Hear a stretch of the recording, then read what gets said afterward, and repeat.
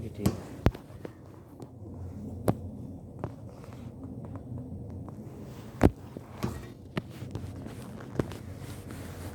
अंधेरा हो गया और कैसे लगा नज़दीक आ गया ना। हाँ से हमारा पास आ जाए।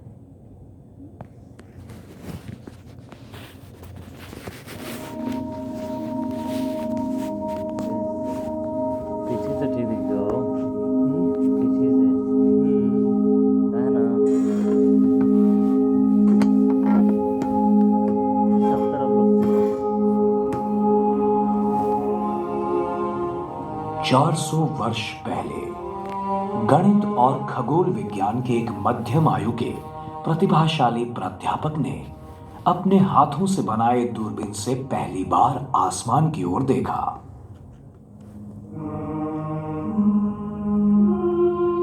रात के उस आसमान को देखकर सभी लोगों की तरह गैलीलियो गैलीली ने भी आश्चर्य जताया।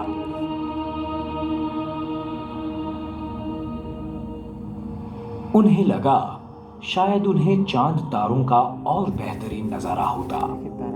कुछ ही समय पहले जहाजों जैसी दूर की चीजों को नजदीक से देखने के लिए दूरदर्शक यंत्रों का आविष्कार किया गया था। गैलीलियो ने एक ज्यादा शक्तिशाली दूरदर्शक यंत्र बनाया और उसे ऊपर की ओर घुमाया।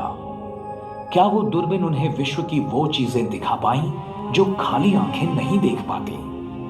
गैलीलियो पहले मनुष्य थे जिन्होंने चांद पर होने वाले पहाड़ों और गड्ढों को देखा। क्या चांद उनसे पहले लोगों का मानना था कि चांद एकदम सपाट है, पर गैलीलियो के दूरबीन ने स्पष्ट रूप से दिखा दिया कि उसकी सतह पृथ्वी की सतह जैसी है। पृथ्वी है पूरा। जब उन्होंने अपनी दूरबीन बृहस्पति ग्रह की ओर घुमाई तो उसके चारों ओर 4 छोटे तारों को देखकर वो हैरान हो गए। पहले उन्हें किसी ने नहीं देखा था। दूसरी रात तारों ने जगह बदल दी थी। फिर उन्होंने निष्कर्ष निकाला, जो सही था, कि वो तारे दरअसल बृहस्पति के आसपास चक्कर लगाने वाले चांद थे। लोग हमेशा आसमान में दिखने वाली उस रहस्यमय चमकीली रेखा को उसका फीका सफेद रंग देखकर आश्चर्य जताते हैं, जिसे हम आकाशगंगा कहते हैं। वो क्या था?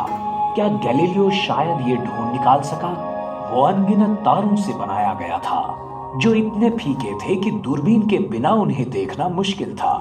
गैलीलियो को यह एहसास हुआ कि वो सूरज थे, बिल्कुल हमारे सूरज की तरह, पर काफी दूरी पर थे।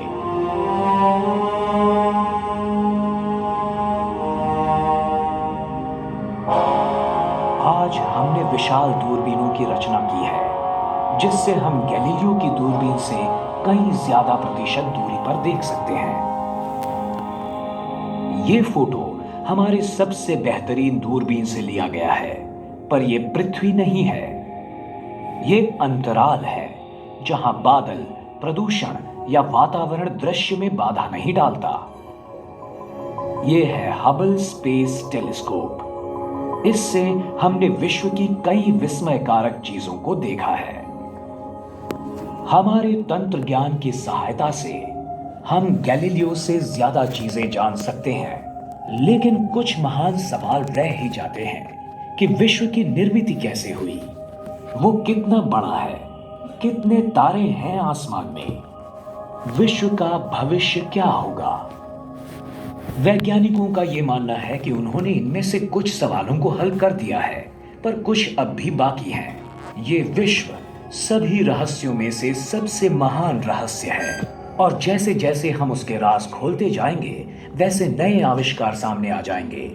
कोई भावी वैज्ञानिक ये काम निश्चित करेगा, जो शायद आज ये शो देख रहा हो।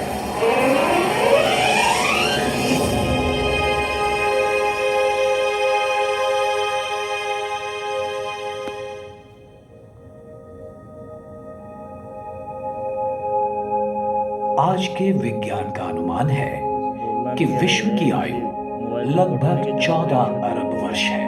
देखना है, खाली देखना है, देखो भाई बादल है। हाँ मुझे ये बात कर सकते हैं। देखो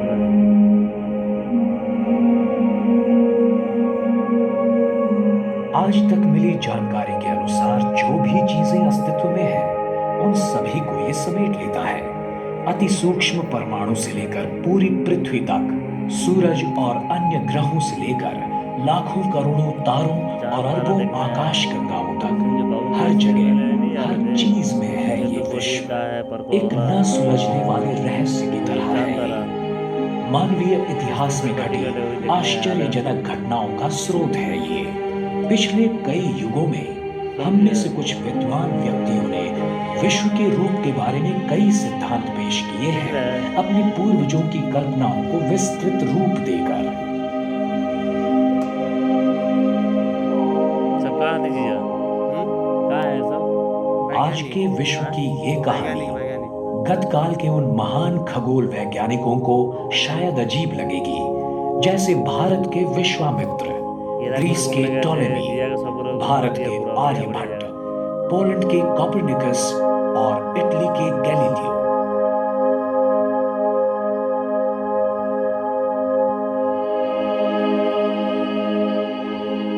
विश्व की शुरुआत कैसे हुई, इस बारे में हमें ठोस जानकारी नहीं है। कुछ लोग मानते हैं कि उसकी निर्मित बहुत सालों पहले हुई थी, और कुछ मानते हैं कि वो पहले से ही अस्तित्व में था। एक तारा जो है, इसको जूम कर दिया नहीं। आज के विज्ञान का अनुमान हमें बताता है कि विश्व का निर्माण बिग बैंग नामक विस्फोट से हुआ लगभग 14 अरब वर्ष पहले।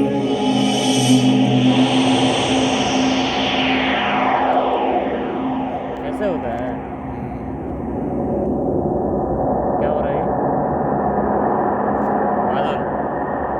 इस सिद्धांत के अनुसार विश्व का पूरा द्रव्य एक छोटी सी गोली के आकार की किसी वस्तु में केंद्रित हुआ होगा।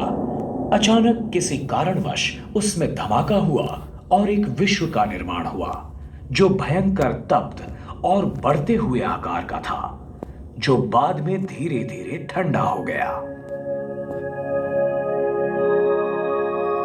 जब उसका जन्म हुआ, तब वहां सिर्फ ऊर्जा और गुरुत्वाकर्षण ही था। उस ऊर्जा में से कुछ ऊर्जा का रूपांतर हुआ भौतिक पदार्थों में। प्रारंभिक भौतिक पदार्थों में से जन्म हुआ मूल तत्वों का। पहली 30 मिनटों में ही हाइड्रोजन और हीलियम का निर्माण हुआ। बाद में जब तारों का निर्माण हुआ, तब उनमें से अन्य मूल तत्वों की निर्मित हुई। लाखों वर्षों तक विस्तारित और ठंडे होने की प्रक्रिया के बाद विश्व ने अपनी प्रारंभिक अवस्था से बाल्यावस्था में प्रवेश किया। उसके बाद बहुत सारी दिलचस्प घटनाएं घटने लगी। गुरुत्वीय आकर्षण से कुछ भौतिक पदार्थ इकट्ठे हुए और यहां वहां घने गुच्छों में बिखर गए।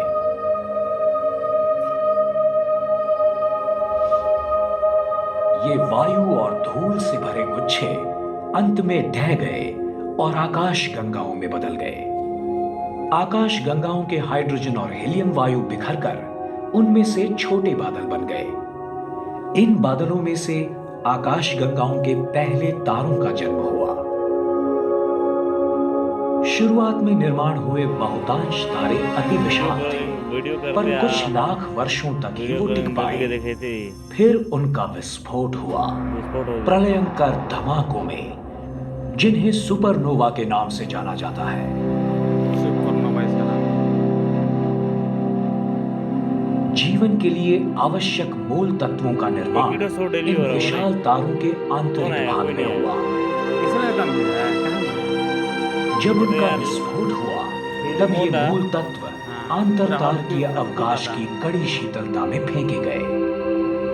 अभी तो फिल्म दिखा सकते। इन सुपरनोवा के विस्फोटों ने दूसरी पीढ़ी के तारों के निर्माण की प्रक्रिया की शुरुआत की।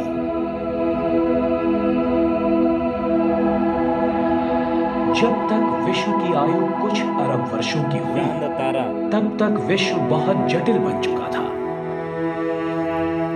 विश्व की निर्मित के समय की प्रकाशमान ऊर्जा अब अरबों आकाश गंगाओं के विशाल समुदाय में फैल गई थी। इनमें से कुछ आकाश गंगाएं सर्पिल आकार की हैं, कुछ अंडाकार हैं और अन्य अनियमित आकार की हैं। जो आकाश गंगाओं के टकराव का परिणाम है।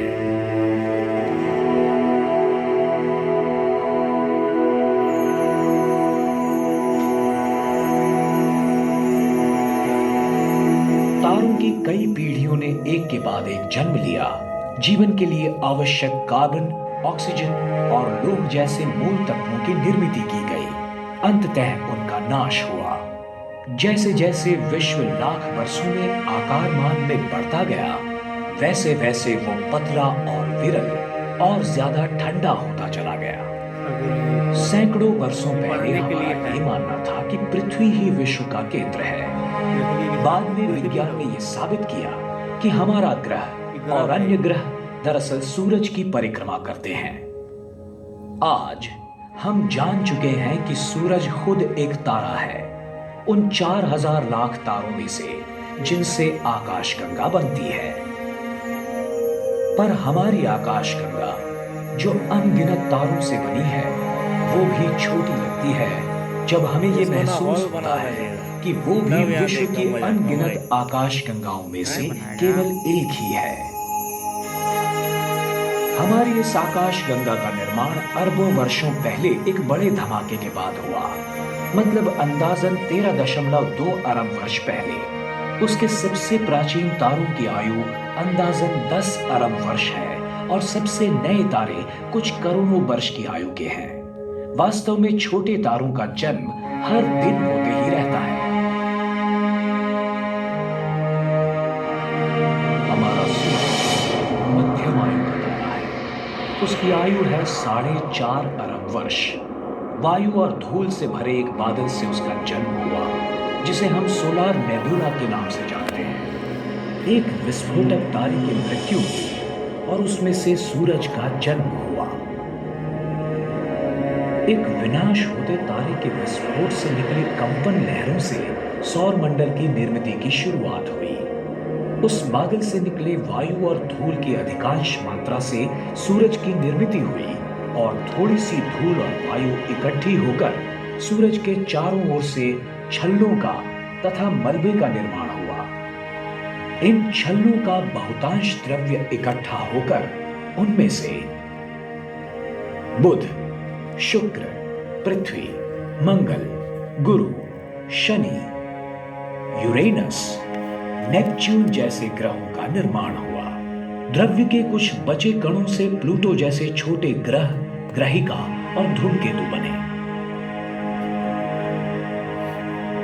8 ग्रहों में से तीसरा ग्रह पृथ्वी एक ऐसे क्षेत्र में स्थित है जहां जीवन विकसित हो सकता है। शुक्र की तरह वो सूरज से इतना भी नजदीक नहीं है जहां पानी उबलता रहता है, और वो इतना दूर भी नहीं है जहां पानी का बर्फ बन जाए, जैसे कि मंगल। पानी जल रूप में जीवन विकास के लिए और उत्क्रांति के लिए आवश्यक है। शुरुआत में पृथ्वी काफी तप्त थी। वहां वातावरण का अभाव था। यथावकाश बाहरी सतह ठंडी होकर सख्त पपड़ी जैसी हो गई, जिसका अंतर्भाग पिघली हुई शिला से बना था। कई जगहों पर पपड़ी फाड़कर अंदरूनी द्रव्य बाहर आया और ज्वालामुखी बन गए। इनमें से तप्त लाल रंग का लावा और वायु बरसने लगे। इन वायुओं ने पृथ्वी का पहला वातावरण बनाया। एक सिद्धांत के अनुसार शुरुआत के इस वातावरण में स्थित बादलों से हजारों सालों तक अविरत बरसात हुई और महासागर बन गए। दूसरा सिद्धांत ये बताता है कि पृथ्वी पर स्थित पानी के समूह विशाल धूमकेतुओं के आघात से बने गड्ढों में बर्फ के टुकड़े पिघलने से बने।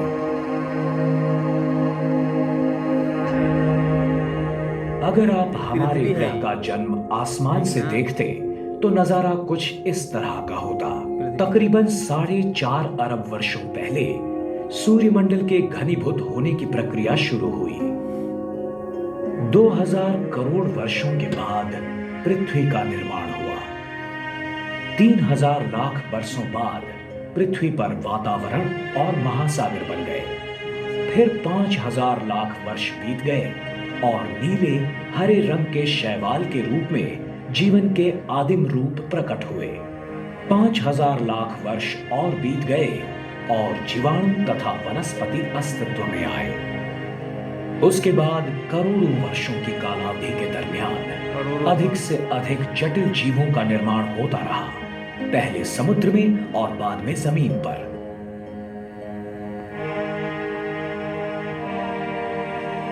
कुछ 2000 लाख वर्षों पहले डायनासोर्स जैसे महाकाय जानवरों ने पृथ्वी पर राज किया। फिर 700 लाख वर्ष पहले एक बड़ी ग्रहिका के विस्फोट से पैदा हुए मौसमी बदलाव के कारण उनका विनाश हुआ और सस्तन प्राणियों की उत्क्रांति की शुरुआत हुई। ये सबका जन्म हुआ फिर। सबसे पहले थे मानव, जिन्होंने निसर्ग को ही आकार देने की शुरुआत की। हमारे पूर्वजों ने पत्थरों से हथियार बनाए, आग का उपयोग किया और खेती करना सीख लिया। वो कहाँ से है? उत्पन्न हुआ। पथिकों और भगवान जी भटकइये जो है लोगों से जन्म दिए। हम आदिवासी बन गए। आदिवासी बन गए। जैसे जैसे जीना आसान हुआ, वैसे लोगों को आसमान की ओर देखने का ज्यादा समय मिलने लगा। ये स्टार्टिंग से बता रहा है। रात के आसमान में दिखने वाले तारों के फैलाव को देखकर हमारे पूर्वजों ने परिचित आकार तथा प्रतिमाओं की कल्पना की, जिन्हें हम नक्षत्र कहते हैं। आज हम जान गए हैं कि पूरे आसमान में 88 नक्षत्र हैं।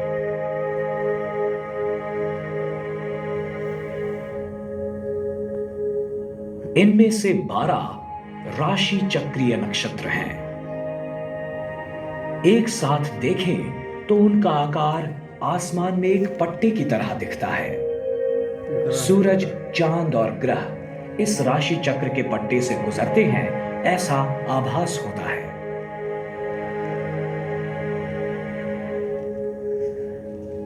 ठंड के दिनों में आसमान में सबसे सुस्पष्ट दिखने वाला नक्षत्र है आर्द्रा, ओरायन यानी शिकारी। थोड़ी सी पश्चिम की ओर है आकाशीय बैल यानी कि वृष, टॉरस, राशि चक्र का एक नक्षत्र। ऐसे लगता है कि यह बैल उस शिकारी पर हमला कर रहा हो। नारंगी रंग का एक विशाल तारा रोहिणी यानी कि एल्डनबरन इस बैल की आंखों की जगह होता है। आर्द्रा की दूसरी ओर हमें व्याध यानी कि महाश्वान या कैनिस मेजर दिखता है, सीरियस यानी डॉग स्टार के साथ। सीरियस आसमान का सबसे चमकदार तारा है और वहां ऊपर है पपी डॉग, कैनिस माइनर। हीन श्वान तारामंडल जो अपने चमकने वाले तारे प्रोसियन के साथ है। प्राचीन काल में मानव जंगली जानवरों के साथ रहते और उन्हीं को आसमान में देखते थे, जैसे कि भालू। तो वहां है बड़ा भालू, सप्तर्षि या अर्सा मेजर, और नजदीक है छोटा भालू, ध्रुव मत्स्य या अर्सा माइनर। जैसे कि हम देख रहे हैं, बड़े भालू के शरीर से 2 तारे सीधे छोटे भालू की पूंछ की ओर निशाना बनाए हुए हैं, जो है ध्रुव तारा यानी कि पोलरिस। उसी के ठीक ऊपर हमें दिख रहा है लोकप्रिय राशि नक्षत्र लियो यानी कि सिंह। उसके आगे के पंजे के पास है एक चमकीला तारा मघा यानी रेगुलस। ये दरअसल 4 तारे हैं और पूंछ के नजदीक है गैनेबोला जो एक जवान तारा है। दक्षिणी आसमान में हम देख सकते हैं एक प्राचीन जहाज को, नौका मंडल को, जो है आर्गो।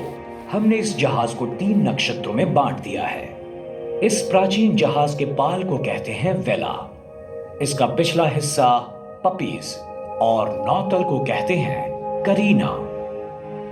करीना का अगस्ती यानी कैनपस इस आसमान का दूसरा चमकीला तारा है।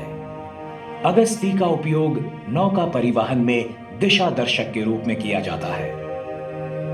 दक्षिण में एक और नक्षत्र है जिसका उपयोग भी नौका परिवहन में होता है। वो ये है जो 4 तारों से बनता है और आकार में एक क्रूस जैसा है। ये है दक्षिणी क्रूस यानी त्रिशंकु या क्रक्स। त्रिशंकु घेर रहा है एक सबसे बड़ा नक्षत्र नर्तुरंग यानी सेंटोरस को। लोगों को लगता था ये तारे एक सेंटोर के आकार में हैं, जो आधा मानव आधा घोड़ा था। नर्तुरंग के पिछले खुर में आसमान का तीसरा चमकीला तारा अल्फा सेंटोरी है, जिसके नजदीक है प्रोक्सिमा सेंटोरी, जो हमारे लिए रात के आसमान का सबसे नजदीकी तारा है। यहां ग्वाला नक्षत्र में गवर्नमेंट बूटीज द हर्ड्समैन में हमें दिखता है स्वाति तारा गवर्नमेंट यानी आर्कटरस, सब कितना रेट जो कम। चौथा चमकीला तारा है। आसमान का पांचवा चमकीला तारा पूरब की ओर से उदय होते हुए दिखता है। ये है अभिजीत यानी वेगा, जिसका खगोल विद्या विशारदों ने सूरज से भी ज्यादा अभ्यास किया है। अन्य दो चमकीले तारे डेनेब ऑफ सिग्नस और एल्टेर ऑफ एक्विला के साथ वेगा एक लोकप्रिय त्रिकोण का आकार धारण करता है, जिसे समर ट्रायंगल कहते हैं, जिसका हर मई में उदय होता है, जो ग्रीष्म ऋतु के आगमन की सूचना देता है। किसी भी समय आसमान की ओर नजर करते हुए हम अपनी आंखों से देखते हैं लगभग 3000 तारे, जिनमें से कुछ ज्यादा चमकीले होते हैं, कुछ फीके और कुछ को तो हम देख ही नहीं पाते। हमारी आकाश गंगा में मौजूद 4000 लाख से भी ज्यादा तारों का ये एक छोटा सा हिस्सा है। विश्व की विशालता को व्यक्त करने के लिए हम प्रकाश वर्ष यानी लाइट ईयर इस शब्द का प्रयोग करते हैं। मतलब एक वर्ष में प्रकाश जितना अंतर काटता है, वो हमारा सौर मंडल आकाश गंगा के केंद्र से 3000 प्रकाश वर्ष दूर है। नग्न आंखों से हमें सबसे दूर दिखती है एंड्रोमीडा आकाश गंगा, चला छोटी जो ले लो हमसे गाड़ी, पापा 20 खाओ। लाख प्रकाश वर्ष दूर है। और ये एंड्रोमीडा हमारी सबसे नजदीकी आकाश गंगा है। उसके परे 100 अरब से भी ज्यादा आकाश गंगाएं हैं, जो अरबों प्रकाश वर्ष दूर तक फैली हुई हैं।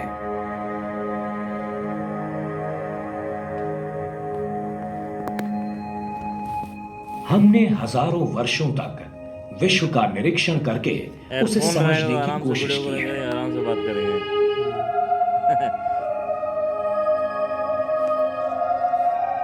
आज हम शक्तिशाली दूरबीन तथा कंप्यूटर्स का उपयोग करते हुए विश्व का एक सुबोध चित्र बनाने की कोशिश में लगे हैं।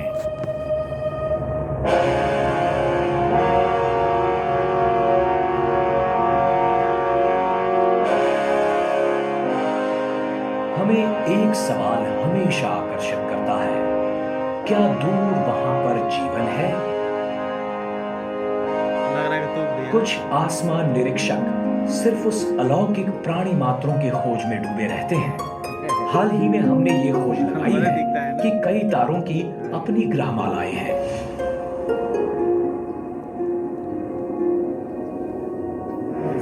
ये सब का कमाल है। कुछ खगोल वैज्ञानिकों के अनुमान से विश्व में ऐसी अरबों जगह होंगी जहां जीवन संभव हो सकता है, पर अभी तक तो हमें विश्व में अन्य कोई जगह ऐसा कोई सबूत नहीं मिला है।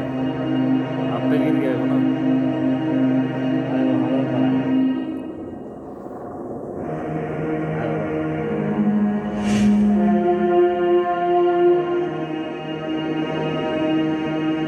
जीव वैज्ञानिक और लेखक जूलियन हक्सली ने कहा है, इस महान विश्व में और भी जीवित प्राणी होंगे जो विवेकशाली, समझदार और महत्वाकांक्षी होंगे, पर हमें उनके बारे में कोई जानकारी नहीं है। हम बस इतना ही जानते हैं कि मानव का मन और व्यक्तित्व अद्वितीय है और वो इस विश्व को प्राप्त हुई सबसे उच्चतम चीजें हैं।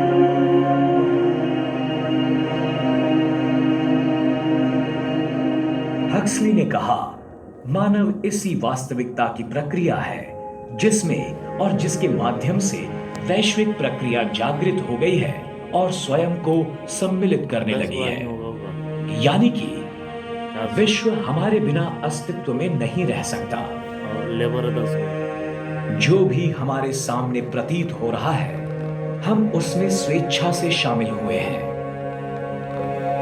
हम इस असाधारण पैमाने के विश्व के छोटे से भागीदार हैं। बड़ी अजीब बात है कि इस विश्व ने हमें हिस्सेदार बनाया है। प्रजातीय तौर पर हमारा भविष्य विश्व की होने वाली उत्क्रांति पर निर्भर है।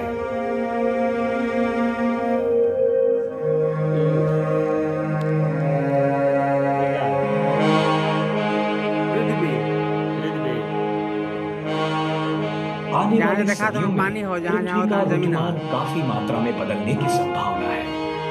और जो इसमें मानव जमीन हमारे एक हैं। दूसरे से अलग हो रहे हैं, एक दिन एक दूसरे से टकरा सकते हैं।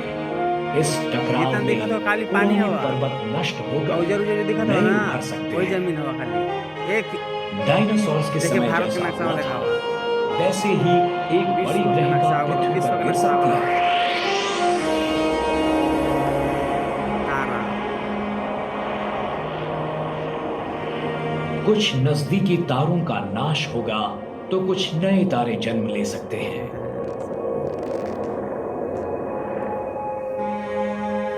अरबों वर्षों के बाद सूरज भी एक महाकाय लाल गोले में प्रसारित हो सकता है और पृथ्वी तथा उसके परे सभी चीजों को समेट सकता है।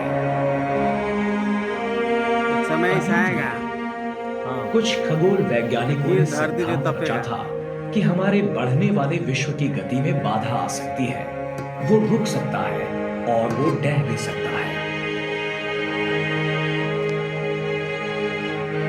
पर इस सिद्धांत पर भी सवाल उठाए जा सकते हैं और इसका कारण है खगोल वैज्ञानिकों की हाल ही में लगाई डार्क ऊर्जा या डार्क मैटर की खोज।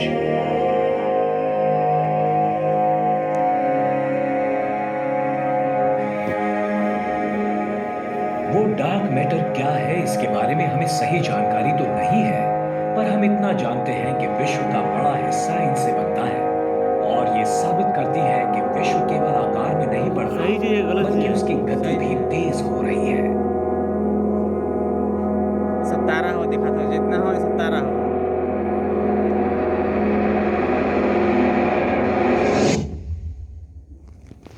जैसे ही एक महान रहस्य सुलझता है, दूसरा सामने आ जाता है। विज्ञान की यही तो सुंदरता है।